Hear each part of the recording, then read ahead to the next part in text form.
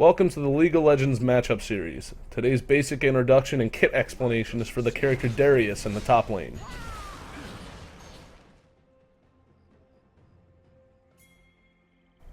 In this video we're going to go over Darius' basic kit and ability set. If you already have a basic understanding of the character, this video can be skipped. In-depth videos such as character matchups are to come, so subscribe.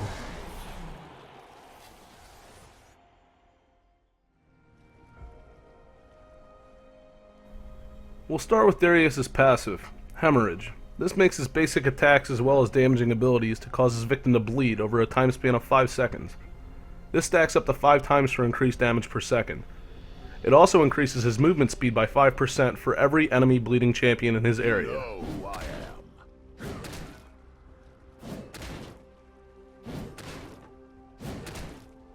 This bleed also scales with your attack damage. The number breakdown can be found in the guide linked below. Next we'll go over his Q, Decimate. Decimate is Darius' main way to bully someone out of lane and start a combo. The hitbox for Decimate is a 360 swing around him which hits all enemies and champions. This also adds a stack of his passive, Hemorrhage, to all targets struck. Champions struck by the outside of the hitbox or the blade take 50% increased damage. Striking an enemy champion with the blade also makes a different sound than striking them with the hilt of Darius' axe during the swing.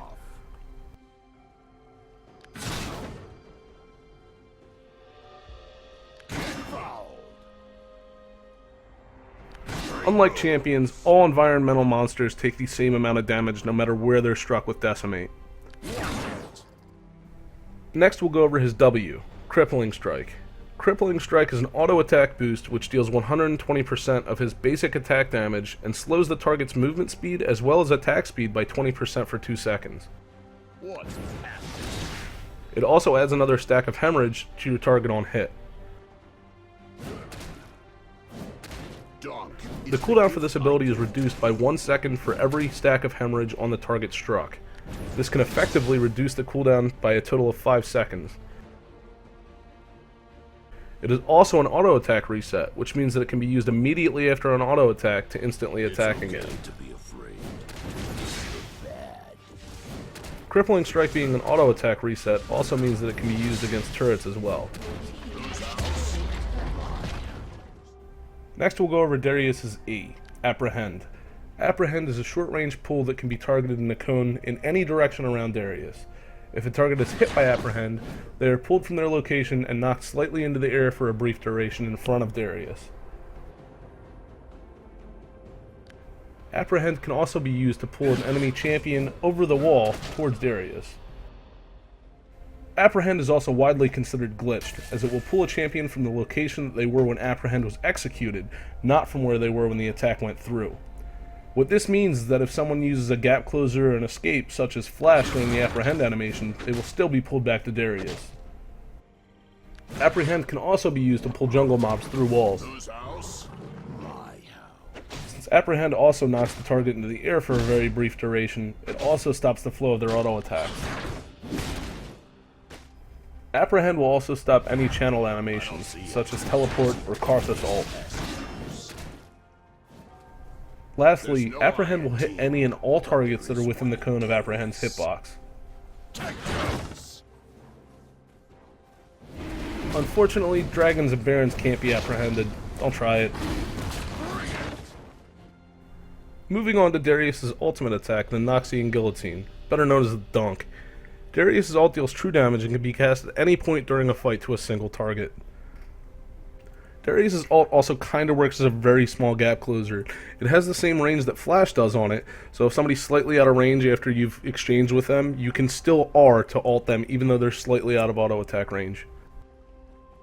Knowing all that is great, but R by itself, without any prerequisites, isn't exactly a fantastic ultimate.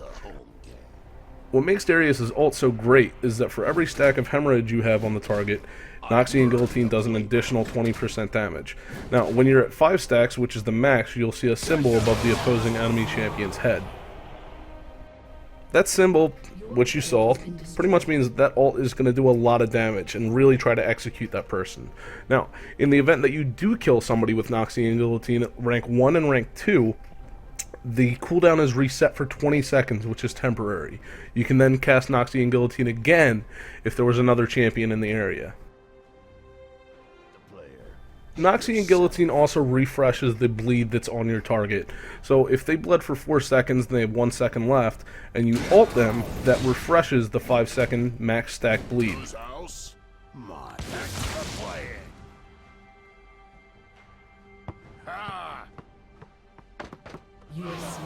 The other great thing about Noxian Guillotine is when you hit rank 3 at level 16, when you kill a target with Noxian Guillotine, it permanently resets. As long as the killing blow is from Noxian Guillotine or within 0.5 seconds of Noxian Guillotine, the cooldown will be permanently reset so you can run around the map and dunk everybody.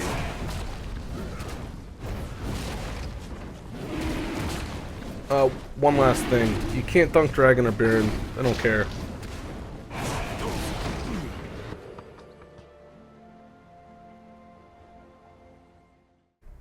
That sums up the introduction to Darius' basic kit and abilities.